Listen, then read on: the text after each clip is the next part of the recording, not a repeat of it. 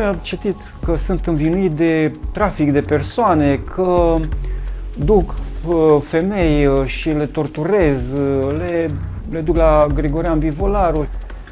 Și la ora 12 noaptea a venit la celulă și a zis că, hai, domnule Levan, că sunteți liberi. Mi-au confiscat aparatura electronică, printre care eu aveam aparatură pentru că lucrez în domeniul electronicii, generatorul de funcții, osciloscopul, LED-conuri, sursă de laborator, practic au luat absolut tot.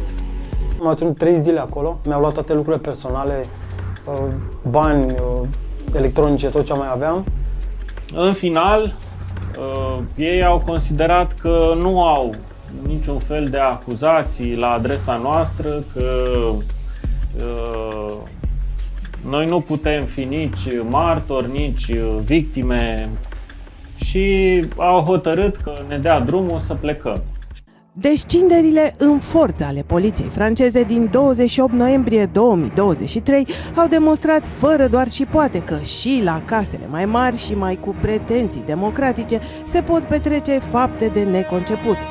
Oameni nevinovați și nu doar câțiva, ci câteva zeci, au devenit fără voia lor protagoniștii unui thriller de acțiune. Zile în șir au trăit, așa cum s-au exprimat unii dintre ei, un vis îngrozitor, care părea să nu se mai încheie. Erau mascați, cu pistoale, puști, unii dintre ei aveau chiar grenade la ei. Doar în film am văzut așa, că vin mascați, vin cu pistoale mitraliere în mână, te spun cătușe, te pun să stai în genunchi, nu te lasă să faci nimic, gata, orice mișcare să tragă. Treziți la 6 dimineața, în urletele și zgomotele infernale făcute de mascați înarmați care le spărgeau cu o râvnă nejustificată ușile de la camerele în care dormeau, cu toate că niciuna dintre ele nu era încuiată, au fost apoi ținuți ore în șir în pijamale, afară, la temperaturi cu puțin peste 0 grade, cu cătușe la mâini și cu arma la cap. Strigau să nu mișcăm, să ridic mâinile, mi-au pus imediat cătușe. Și am stat de dimineață, de la ora 6 de când mi-au pus cătușele până seara la ora 6 cu cătușele la mână. La spate, cătușele se strâng pe mână și umerii te dor foarte tare. Ne-au pus în bucătărie pe toți pe jos și strigau la noi să ținem mâinile sus. A durat pe undeva pe la 10-15 minute, după care au considerat că deja suntem prea mulți, motiv pentru care au considerat că este mult mai potrivit să ne scoată pe toți afară în frig, în grădină. Eram circa 14 persoane. Multe dintre persoane erau îmbrăcate foarte sumar, eu eram desculț. Am fost lăsați acolo afară vreo 2 sau 3 ore în frigul acela. Care a fost motivul? Nu l-au știut nici ei și nici polițiștii judiciari, care, după ce i-au ținut închiși pentru mai multe zile în cele mai mizere aresturi ale poliției franceze, i-au eliberat din lipsă de probe. Suprafața aceea unde am fost închiși era doar de o persoană, dar noi locuiam 2 în interiorul acelei încăperi. Era din ciment și avea o saltea îngustă, așa, de vreo 40 de centimetri, 50. Se auzeau tot felul de zgomote ciudate, pentru că erau mulți închiși acolo, care țipau, urlau, plângeau, era un zgomot infernal. Am fost acolo închis în celulă cu niște borfași, se băteau, erau beți, erau drogați. Îmi întrebau, nu știu cum pot, cât ies de aici și unde o să mă ducă de aici. După interogatoriu am fost dus la o cameră unde am fost preluat de încă 2 bărbați care păreau foarte violenți și m-au încătușat din nou cu alte cătușe decât cele care le aveam și mi le-au strâns foarte tare. Și unul dintre bărbați m-a prins de cătușă și mă ducea ca pe cățel, așa, mă plimba, m-a dus din clădirea în care eram, unde s-a luat interogatoriu, în altă clădire, foarte sumbră, era întuneric peste tot și am intrat puțin. Atunci mi s-a făcut foarte, foarte teamă. Am zis, acum, după ce mi-au luat interrogatoriul ăsta, acum să vezi că mă duce să mă bată. Că n-au scos nimic de la mine, acum mă torturează, mă face să zic ceva. Ei, practic, nici nu știau ce caută, eu așa am înțeles, dar ei, pur și simplu,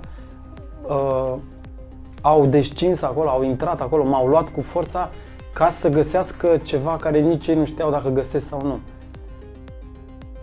Doi polițiști care vorbeau între ei au fost foarte dezamăgiți, constatând că în bucătărie aveam anumite plante pentru ceaiuri și plante medicinale. Au fost foarte dezamăgiți, spunând că acele plante nici măcar nu seamănă cu cannabisul, dar aminte cu alte droguri periculoase. Și asta arată din nou faptul că ei au venit, cumva se așteptau să găsească la noi în casă droguri și probabil și arme și așa mai departe. Dar aceste lucruri, în mod evident și clar, nu existau la noi în casă. Au fost eliberați în plină noapte, fără bani în buzunar și fără posibilitatea de a putea comunica cu cineva, întrucât telefoanele le fuseseră confiscate, nu tocmai legal, în timpul percheziției. După interogator m-am dus din nou în celulă, iar seara, la ora 12, mi-au dat drumul. Mi-au dat drumul în ploaie, era și frig și nu am avut cu ce să merg înspre locația unde locuiam. Și de unde locuiam eu până acolo erau vreo 30 de kilometri. Și m-am dus pe jos, pentru că n-am avut cu ce să merg. Și pe ploaie și am reușit cumva să găsesc drumul spre casă, pentru că neștiind nici drumul spre casă, nu aveam puncte de orientare, am luat-o cumva pe intuiție și m-a ajutat Dumnezeu și totuși am găsit drumul spre casă. Cam asta a fost experiența cu poliția din Franța. Aceste fapte de un absurd năucitor au fost însă trecute de mass media sub o sinistră tăcere, căci nu concordă sub nicio formă cu intențiile malefice ale păpușarilor din umbră care urmăresc cu asiduitate să distrugă cu orice preț școala de yoga Misa și pe mentorul ei spiritual, profesorul de yoga Gregorian Bivolaru. Și da, nu e câtuși de puțin vorba de o teorie a conspirației, ci de scrisori reale de amenințare cu moartea. În toate aceste 3 scrisori de amenințare se constată că îi se oferă profesorului de yoga Gregorian Bivolaru o mare sumă de bani, ce este însă într-un evident crescendo, și îi se cere să desființeze școala spirituală pe care acesta a întemeiat-o. Iar dacă nu va face aceasta, îi se spune că va fi asasinat.